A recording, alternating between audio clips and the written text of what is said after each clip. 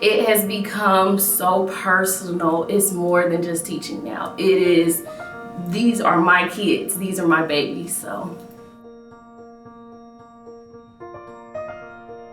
I'm here because the high expectations. To me, that's inspiring.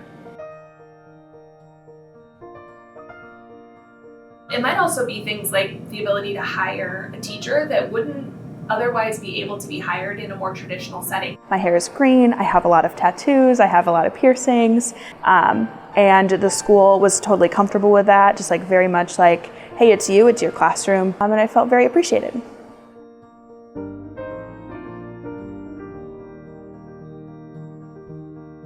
And I read on the internet that Global Prep had opened and they were looking for teachers. And when I opened up, I looked at the mission and then I read the word love.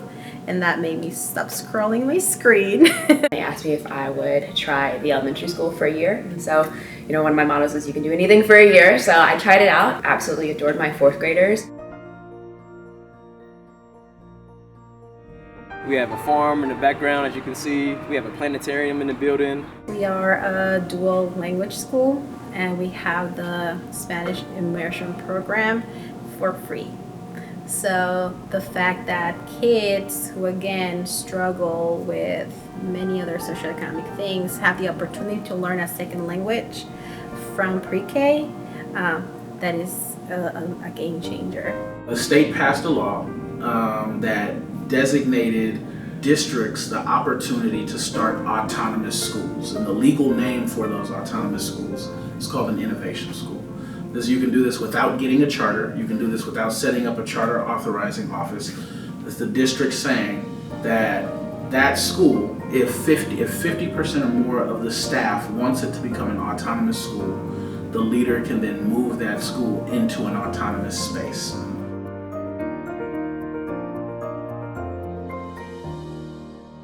I think we have educators who are not afraid to take that leap, who are not afraid to create the change that they want to see in the world. And I think that's what sets us apart, especially like my executive director being in traditional schools. She knew that there's something missing, and she took that leap of faith to create her own school, and we're here today. I think the reason why the innovation schools are working here is that we finally are providing students and their families with schools that meet what they are desiring for their students. And we're being more transparent and allowing the community to share their vision for the school. If you want the neighborhood to have some huge skin in the game on that school, one option is to essentially turn the school over to the neighborhood. So we see that a couple times in Indianapolis where the school is literally like run by a board of directors that encompass neighborhood leaders. And it's really a neighborhood school. Kids from the neighborhood go to the school.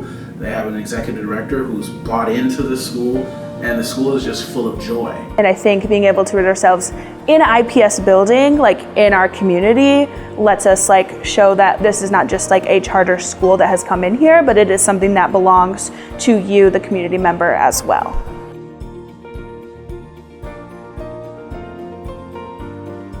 Like as an innovation school, IPS is one of our biggest allies, being able to use their resources as we are in an IPS building and we use their transportation. So I appreciate the partnership a lot. I think it really allows us to offer the most to our students.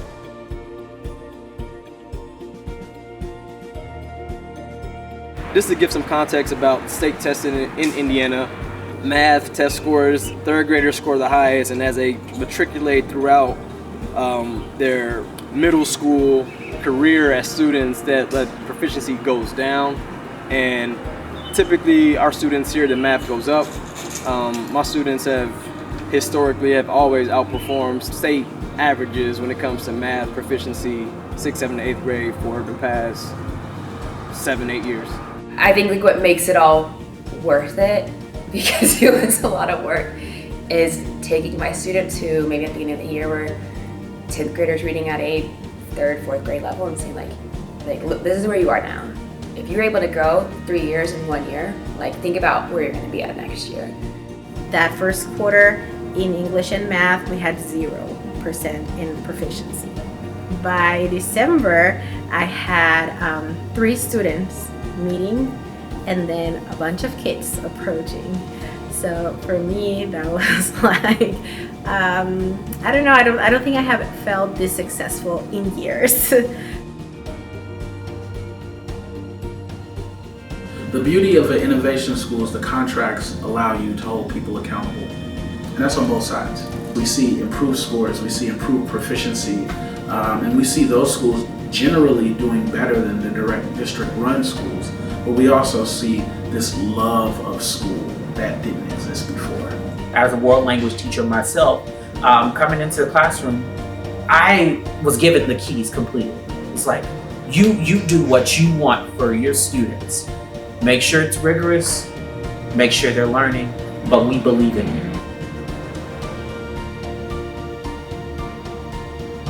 One push I would have is for more people to come and see Indianapolis and see what's taking place and actually talk to the kids and talk to the families about why they chose innovation. Come to our school, come see us, come check us out, and hear firsthand from our staff, from the teachers on the work that we're doing. This innovation partnership is fantastic, and if you're already coming back from a big change of like having so many students not in your building, it's the perfect opportunity to try something else.